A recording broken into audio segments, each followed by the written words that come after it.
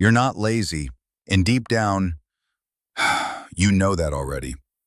But somewhere along the way, that word started following you, whispering in your ear when you couldn't get out of bed, when your to-do list stayed untouched, when the hours passed and all you could do was stare at the ceiling, your phone, or the wall, feeling heavy for no reason you could explain.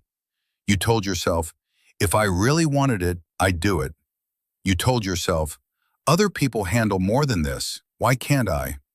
And slowly, quietly, you started believing the lie that something was wrong with you.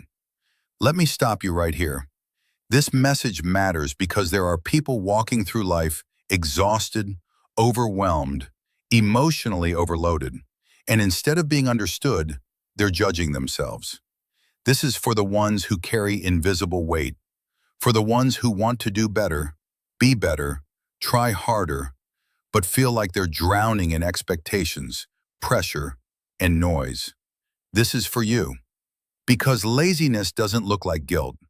Laziness doesn't feel like frustration. Laziness doesn't come with the pain of wanting to move forward, but not knowing how. What you're experiencing isn't a lack of motivation. It's a nervous system that hasn't felt safe in a long time. Think about this for a moment. You wake up already tired, not because you didn't sleep, but because your mind never rested. Even in silence, it's loud. Responsibilities echo. Deadlines hover. Unfinished dreams tap you on the shoulder. You tell yourself today will be different, but the weight shows up before you even stand up. You sit there caught between intention and action. And when you don't move fast enough, the shame creeps in. That's the part no one talks about. Overwhelm doesn't always look like panic. Sometimes it looks like stillness, like procrastination, like scrolling, like zoning out, like doing nothing, not because you don't care, but because your system is overloaded and shutting down to protect you. You've been running for so long in survival mode that rest feels unfamiliar. Productivity feels impossible, and kindness toward yourself feels undeserved. Here's the truth that changes everything. Your brain wasn't designed to function under constant pressure, constant comparison, constant urgency. It wasn't built to carry everyone's expectations while ignoring your own needs. When the load becomes too heavy, something has to give, and most of the time, that something is momentum. So you freeze, and then the world calls you lazy, but laziness is a choice. Overwhelm is a response. There's a difference. You didn't stop because you didn't care. You stopped because you cared too much for too long without support.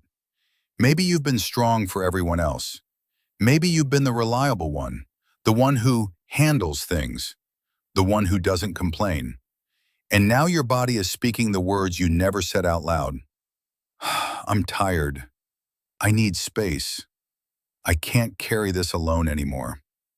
This is the moment most people misunderstand. They think the solution is discipline, more pressure, tougher self-talk, just push through. But pressure is often what broke you in the first place. What if the problem isn't that you need to push harder? What if the problem is that you've never been allowed to slow down? Here's the shift, and it's subtle, but it's powerful. You don't need more motivation. You need clarity, safety, and permission. Permission to start small. Permission to rest without guilt. Permission to rebuild without punishment. Because healing doesn't start with action. It starts with understanding. When you stop calling yourself lazy and start asking, what am I overwhelmed by? Everything changes. Suddenly the fog lifts just enough to breathe. Suddenly the resistance makes sense. Suddenly you're not broken. You're human. And humans aren't machines. Here's the realization that hits hard. You don't need to fix your entire life. You don't need to catch up. You don't need to become someone else overnight. You only need one honest step. Not the step that looks impressive, the step that feels doable. Maybe today that step is getting up and drinking water. Maybe it's answering one message. Maybe it's doing nothing and allowing that to be enough. Progress doesn't always roar. Sometimes it whispers.